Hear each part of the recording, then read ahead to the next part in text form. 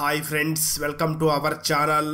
ఈరోజు మనం 2024లో మలయాళంలో రిలీజ్ అయినటువంటి ఒక యాక్షన్ మూవీ స్టోరీని డిస్కస్ చేద్దాం. అదే మమ్ముట్టి, రాజ్ బి శెట్టి, సునీల్ మరియు అంజనా కలిసి నటించినటువంటి టర్బో మూవీ. ఈ మూవీ అయితే కామెడీ ప్లస్ యాక్షన్ మిక్స్ అయ్యి మంచి మంచి ట్విస్టులు కూడా ఉంటాయి. సో చివరి వరకు చూడండి. Now let's start our video.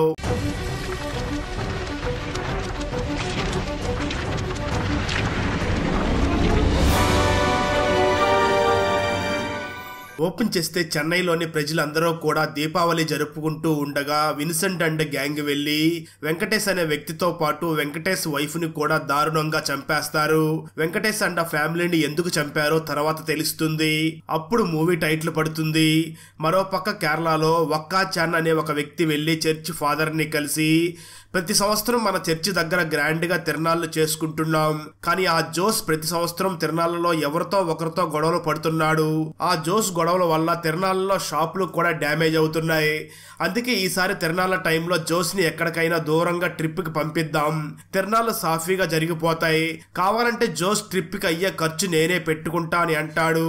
దాంతో వక్కా చాన్ మరియు చర్చి ఫాదర్ వెళ్లి జోస్ మదర్ ని కలిసి విషయం మొత్తం చెప్పి ఒప్పిస్తారు. ఆ తర్వాత తిరణాల రోజు సిటీలో జాబ్ చేసుకునే జెర్రీ తన ఫ్రెండ్స్ తో కలిసి జోస్ ఇంటికి వచ్చి తిరణాల దగ్గరికి వెళ్దాం రా అన్నా అని పిలవగా జోస్ మదర్ మాత్రం ఈ సంవత్సరం ఈ జోస్ అన్న తిరణాలకి రావడం లేదు అని వెంటనే జోస్ ని చూసి, నీకు అవసరమయ్యే డబ్బుని నీ బ్యాగ్ లో పెట్టాను, నువ్వు నేరుగా కొడైకెనాల్కి ట్రిప్ కి వెళ్లి 3 రోజుల తర్వాత ఊర్లో అడిగి పెట్టు, లేదంటే నీ కాళ్ళు విరగ కొడతా అని వార్నింగ్ ఇచ్చి జోస్ ని పంపించేస్తుంది. అయితే లాస్ట్ ఇయర్ జోస్ చేతిలో తన్నులు తిన్న గ్యాంగ్ మళ్ళీ ఈ సంవత్సరం తిరణాలకి వచ్చి జోస్ ఫ్రెండ్స్ గ్యాంగ్ మొత్తాన్ని కొడుతూ ఉండడంతో సరిగ్గా అదే టైంలో జోస్ అక్కడికి వెళ్లి ఆ గ్యాంగ్ మొత్తాన్ని కొట్టి జెర్రీ గాయాలు అవడంతో తనని హాస్పిటల్లో అడ్మిట్ చేస్తాడు. సరిగ్గా అదే టైంలో జోస్ కి బాగా పరిచయం ఉన్న పోలీస్ ఆఫీసర్ డేవిడ్ వచ్చి జోస్ ని కలిసి, ఆ గ్యాంగ్ నీ కోసం వచ్చి జెర్రీని కొట్టారు అనుకుంటున్నావు కదా, కానీ నిజం అది కాదు, ఆ గ్యాంగ్ జెర్రీ కోసమే వచ్చారు. జెర్రీ పక్క ఊర్లో ఉన్న ఒక అమ్మాయిని లవ్ చేస్తున్నాడు, కానీ జెర్రీ లవ్ చేస్తున్న హిందూ ఫ్యామిలీకి జెర్రీతో పెళ్లి చేయడం ఇష్టం లేదు, రేపే హిందూకి ఎంగేజ్మెంట్ చేస్తున్నారు, అందువల్ల జెర్రీ అక్కడికి వెళ్లి గొడవ చేస్తాడేమో అని ముందు జాగ్రత్తగా జెర్రీ మీద అటాక్ చేశారు అని చెప్తాడు. అది విన్న జోస్ ఒక పక్క జెర్రీకి ఇప్పుడే మత్తు ఇంజెక్షన్ వేశారు, మరో పక్క హిందూకి ఎంగేజ్మెంట్ జరగబోతుందా, ఇప్పుడు ఎలా అనుకుని జెర్రీ ఫింగర్ తో తన ఫోన్ ని అన్లాక్ చేసి హిందూకి కాల్ చేద్దాం అనుకుంటే జెర్రీ ఫోన్ లో Hindu Insta, Hindu +2, Hindu tender, Hindu Bumble, Hindus అనే రకరకాల కాంటాక్ట్ నెంబర్స్ ఉంటాయి. వారిలో జెర్రీ లవ్ చేస్తున్న హిందూ ఎవరో తెలియక జోస్ అండ్ గ్యాంగ్ అన్ని నెంబర్స్ కి కాల్ చేయడం మొదలు పెడతారు. మరో పక్క హిందూ ఇంట్లో ఎంగేజ్మెంట్ కి ఏర్పాట్లు జరిగిపోతూ ఉండగా హిందూ చెల్లి నీరు మాటి మాటికి హిందూని చూసి ఎంగేజ్మెంట్ జరగబోతుంది, జెర్రీ ఎప్పుడు వస్తాడు, మీ ప్లాన్ ఏమిటి అని అడుగుతూ ఉంటుంది. అదే టైంలో జోస్ అక్కడికి వెళ్లి హిందూ ఫ్యామిలీకి నచ్చ చెప్పడానికి ట్రై చేసి వారు వెనకపోవడంతో హిందూ ఫ్యామిలీని కొట్టి హిందూని అక్కడి నుంచి జెర్రీ ఇంటికి తీసుకుని వెళ్తాడు. అయితే జెర్రీ మాత్రం నువ్వేం మాట్లాడుతున్నావు, ఈ అమ్మాయి ఎవరో నాకు కూడా తెలియదు అని అంటాడు. దాంతో షాక్ అయిన జోష్ ఏదో చిక్కుల్లో ఇరుక్కుంటున్నాను అనుకుని హిందూని చూసి నిన్ను మీ ఇంట్లో వదలనా అని అనగా దానికి హిందూ లేదు, నేను చెన్నైలో జాబ్ చేస్తున్నాను, సో చెన్నైకి వెళ్తాను అని అనగా జోస్ వెంటనే హిందూని చెన్నై బస్ ఎక్కిస్తాడు. సరిగ్గా అదే సమయంలో జోస్ మదర్ జోస్ కి కాల్ చేసి, నువ్వు ఎవరో అమ్మాయిని కిడ్నాప్ చేసావని పోలీసులు ఇంటికి వచ్చారు, నువ్వు ఆ అమ్మాయిని తిరిగి ఆ అమ్మాయి ఇంట్లో డ్రాప్ చేస్తేనే తిరిగి నువ్వు మన ఇంటికి రా, లేదంటే ఇంటికి రాకు అని అంటుంది. దాంతో జోస్ మళ్ళీ హిందూని ఎక్కించిన ఆ బస్సుని వెంబడించి హిందూని చూసి నువ్వు మీ ఇంటికి పద అని అంటాడు. అయితే హిందూ మాత్రం లేదు, నేను ఇంటికి రాను, చెన్నైకి వెళ్తున్నా అని అంటుంది. దాంతో జోస్ కూడా అదే బస్సులో హిందూ పక్కనే కూర్చొని, నువ్వు టెన్షన్ లో నా పరిస్థితి అర్థం చేసుకోవడం లేదు, ఇప్పుడు నువ్వు తిరిగి ఇంటికి వెళ్ళకపోతే మా అమ్మ నన్ను ఇంట్లోకి రానివ్వదు, అందుకే నేను కూడా నీతో పాటు చెన్నైకి వస్తాను, రేపు బాగా రిలాక్స్ అయ్యి ప్రశాంతంగా ఆలోచించు, ఈ లోపు నేను సిటీ మొత్తం తిరిగి వస్తాను, ఈవినింగ్ ఇద్దరం కలిసి కేరళకి వచ్చేద్దాం, నువ్వు నీ ఇంటికి నేను మా ఇంటికి వెళ్తాను అని అంటాడు. అలాగే జోస్ హిందూని చూసి, అసలు మీ ఇంటికి వచ్చి నీ ఎంగేజ్మెంట్ ఆపడానికి ఎంత కష్టపడ్డానో తెలుసా, జెర్రీ ఫోన్ లో హిందూ పేరుతో చాలా మంది ఉన్నారు, అందరికి ఫోన్ చేయాల్సి వచ్చింది అని అంటాడు.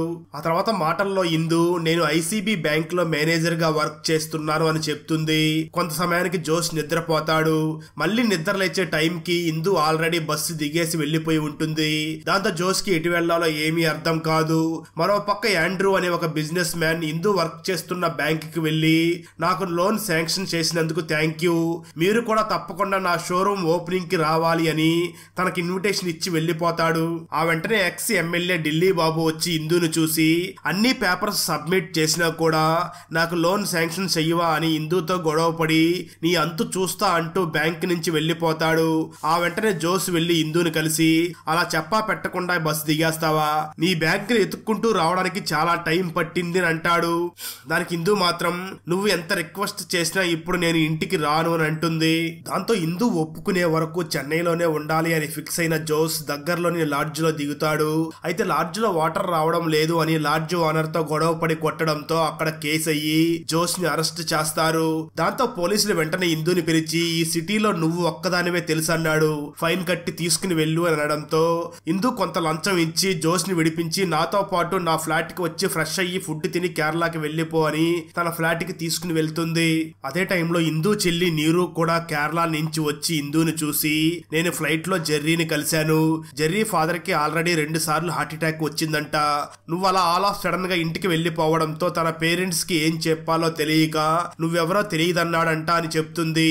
ఆ వెంటనే జోస్ కూడా కేరళకి బయలుదేరబోతూ ఉండగా జెర్రీ వెళ్లి ఇందుని కలిసి నా సిచ్యువేషన్ అర్థం చేసుకో, నువ్వు సడన్ గా వస్తే ఏం చెప్పాలో అర్థం కాలేదు అని అంటాడు. అది విన్న ఇందు సరే నేను ఆల్ ఆఫ్ సడన్ గా వచ్చాను అందుకే ఎవరో తెలియదన్నావు, కానీ నీ ఫోన్ లో ఇందు ఇన్స్టా, ఇందు టిండర్, ఇందు బంబుల్ వీరందరూ ఎవరు, ఇంకా ఎంతమంది ఉన్నారు నీ లిస్ట్ లో, నీ మొహం నాకు చూపించుకో అని తిట్టి పంపించేస్తుంది. అదే టైంలో జోస్ కేరళకి వెళ్లబోతూ ఉండగా జోస్ కి పరిచయం ఉన్న పోలీస్ ఆఫీసర్ డేవిస్ జోస్ కి కాల్ చేసి ఆ హిందూ ఫ్యామిలీలో చాలా మంది ఇండియన్ ఆర్మీలో వర్క్ చేస్తున్నారు, అంతేకాదు లోకల్ గా మంచి పలుకుబడి ఉంది, అందుకే నీ మీద చాలా సెక్షన్స్ కింద కేసు పెట్టారు, ఈ టైంలో నువ్వు ఇక్కడికి వస్తే నీకు బెయిల్ కూడా రాదు, కొంతకాలం చెన్నైలోనే ఉండు అని చెప్తాడు.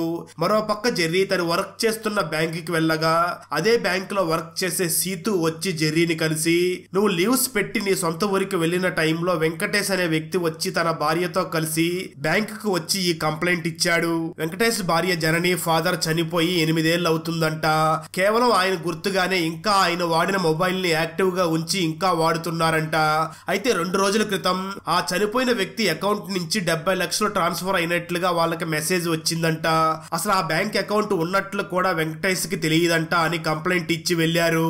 ఆ తర్వాత రోజు నేను మళ్ళీ వెంకటేష్ కి కాల్ చేసినా లిఫ్ట్ చేయలేదు, అయితే ఆ 70 లక్షల ట్రాన్సాక్షన్ జరగడానికి నీ పర్సనల్ ఎంప్లాయీ పాస్ కి వాడినట్లు తెలిసింది అని చెప్తుంది సీతు.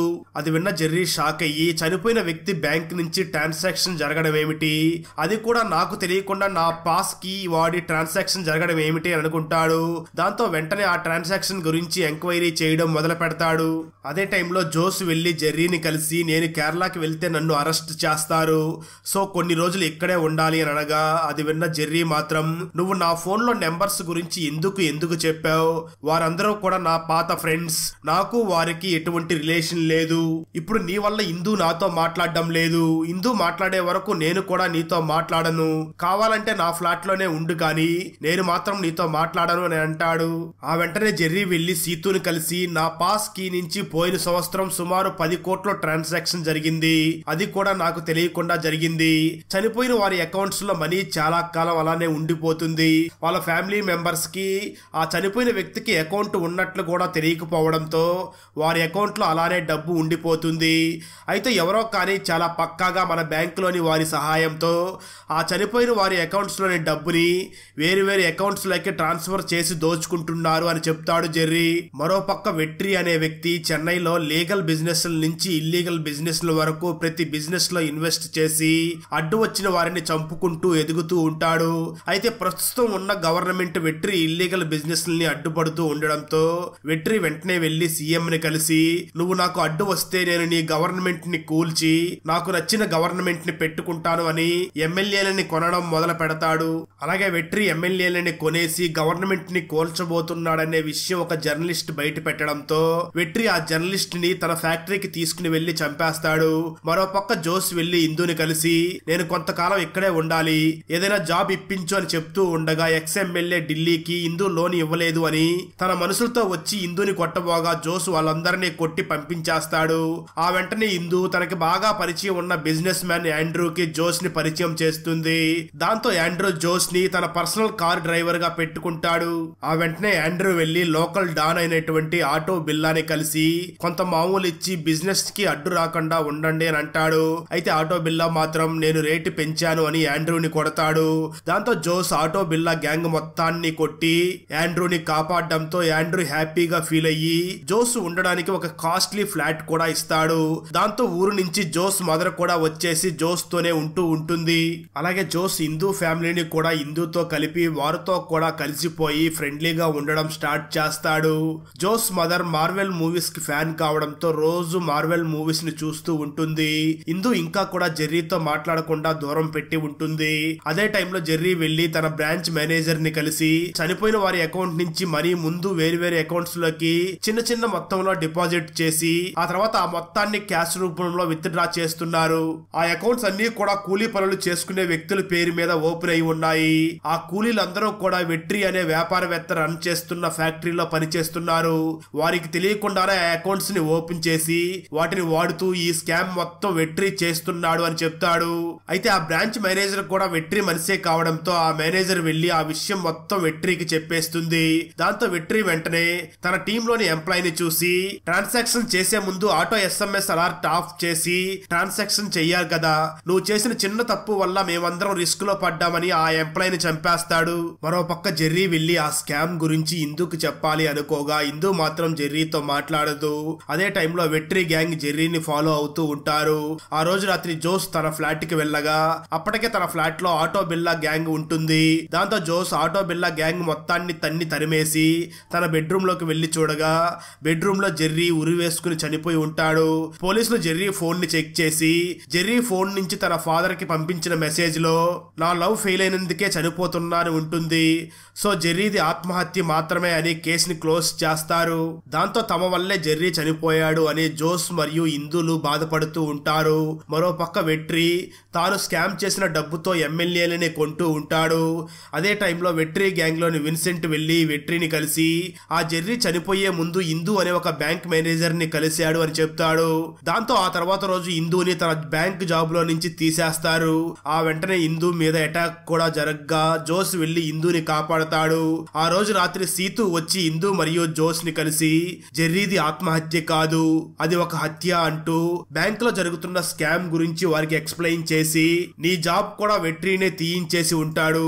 ఆ రోజు జెర్రీ ఇది మొత్తం జోస్ కి చెప్పడానికి జోస్ ఫ్లాట్ కి వెళ్లి వెయిట్ చేస్తూ నాకు వీడియో కాల్ చేశాడు. ఆ టైంలోనే వెట్రి గ్యాంగ్ వచ్చి జెర్రీని చంపి వెళ్లిపోయారు. ఇప్పుడు జెర్రీతో మాట్లాడిన వారందరి ప్రాణాలు కూడా రిస్క్ లో ఉన్నాయి అని జెర్రీ కలెక్ట్ చేసిన ఆధారాలన్నీ కూడా ఇందుకిచ్చి నేను దుబాయ్ కి వెళ్లిపోతున్నాను, నువ్వు జాగ్రత్త అని చెప్పి వెళ్లిపోతుంది సీతు. దాంతో జోస్ వెంటనే ఇందుని చూసి మనం కేరళకి వెళ్లిపోదామా అని అనగా దానికి ఇందు మాత్రం జెర్రీని చంపిన వారికి శిక్ష పడాలి, నాకు సుకుమారన్ అనే ఒక సిన్సియర్ పోలీస్ ఆఫీసర్ తెలుసు అని జోస్ ని స్టేషన్ కి తీసుకుని వెళ్తుంది.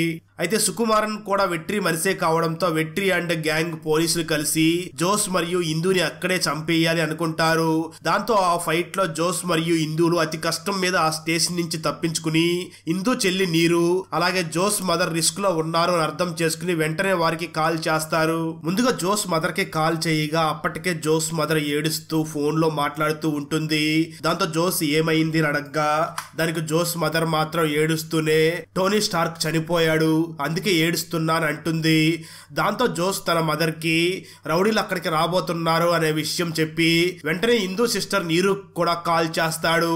కొంత సమయం తర్వాత రౌడీలు జోస్ మదర్ దగ్గరికి వెళ్లే టైం కి జోస్ మదర్ అక్కడ గ్యాస్ సిలిండర్ పేరేలాగా చేసి అక్కడి నుంచి తప్పించుకుంటుంది.